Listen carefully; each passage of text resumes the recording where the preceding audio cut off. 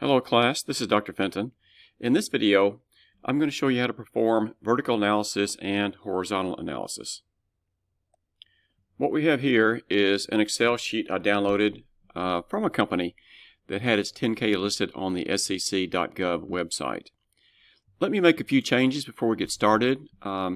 This has 3 years worth of data. We only need 2. And so let me delete this. Get that earliest year off. And then let me take off the earnings per share figures that we do not need for this example. So let me delete all this. Let's delete the entire row. Sounds good. Okay, so now we're left with the basic income statement. And this is to show you how to prepare the vertical analysis and horizontal analysis for your project 4. Let's first look at the vertical analysis. We need an extra column in here. So let me add one, insert a column. I don't need it quite that wide, so let me scoot it over. But let me make this one a little bit wider here. And just to be a little bit clear, I'm just going to label this just a simple label. Just call it V analysis, vertical analysis, and then I'm going to do the same thing. Let me copy this and put it right here. Okay. Now what we're going to do is base everything off of sales. So we have net sales, 110. It looks like $110,000, but remember this is in millions. So this is $110 billion of sales for this company. So we'll start the computations off by dividing sales by itself so that we'll get 100% here. So let's click in this cell and go equal. This is going to be equal to whatever is in, or going to be equal to sales divided by, division sign, itself. Now what we want to do is lock in the denominator. Let's put a dollar sign here by the B and by the 4. So everything else we divide, the denominator will always be B4. Let me hit enter. And it looks like $1, so that means we need to format this column. So click here. Format sales. We want this to be in a percent, and 2 decimal places will be okay. So let's click OK. So you can see this is 100%. Now the easy way to do this is now grab this little box right here in the corner, drag it down, and release. And what this does, let's check each, one of the cells here. This is going to divide whatever we have in, you can see the formula, B5, which is this one, by B4 because we locked B4 in. So we've locked in the denominator for every one of these computations. Let's even go down and look at the net income, the net earnings number. So this is what we have in B20 right here, divided by, again, B4. Now there are a couple of rows where we really don't need the answer here, since there's nothing here with a number. This is just operating expenses, and then the numbers are listed after this. So let's just delete this. We don't need anything here. Delete this. And other, we don't need anything here because this is 0. Okay.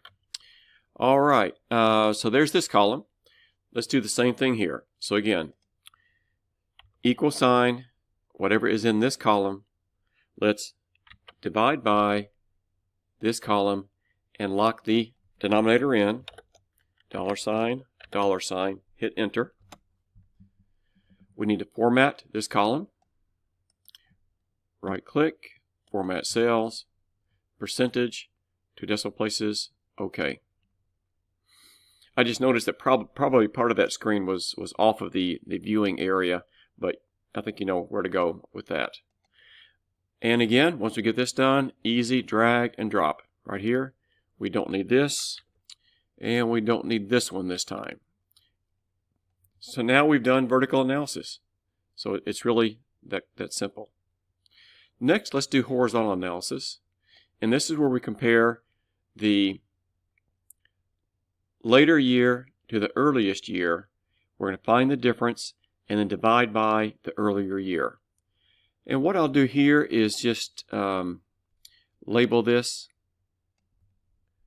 Let me put it here. Horizontal analysis, I'll just go H. analysis, and I will just merge these two cells, merge and center. There we go. And what I'll do here is just put down, well, this could have gone down in this row, so it doesn't make any difference. I'll put down the difference, and this will be a dollar amount, if I can spell. There we go. And then the percent difference, and I'll just put percent difference here. Okay.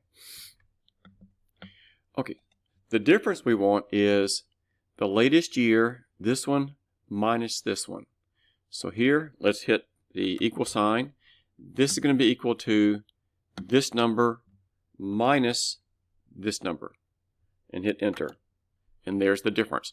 We want this in dollars, so leave it like it is. We want to do this for every row. We don't want to lock in, any kind of denominator here. We don't need to do that. So if we grab this, bring it down, there's the difference for every account. And again, we really don't need this one, delete, or this one, delete. The percent difference, let's go here. This is going to be equal to, so equal sign, will be the difference. So click here, divided by the earliest year numbers right here. So it's F4 divided by D4. I'll hit enter. And let's change this to a percent. Format. Let me bring this here so you can see what I'm doing. Percentage, 2 decimal places, click OK. So 1.8% it increased. So make sure that you subtract from the latest year's numbers, the year before numbers, to get the difference. Then the percent will be the difference divided by the earliest year. So you're wanting to see how much did the latest year amount increase over the earliest year. So once you have this, again, it's easy as drag and drop right there. We don't need this. We don't need this. And there you have it. Quickly, we've done the vertical analysis for the income statement for each year, the latest year, the earlier year. We found the difference, and this shows how much the latest year increased, or in this case, decreased over the earliest year. And now we want to see the percent change that the difference was compared to the earlier year. So there you have it, and good luck with your project.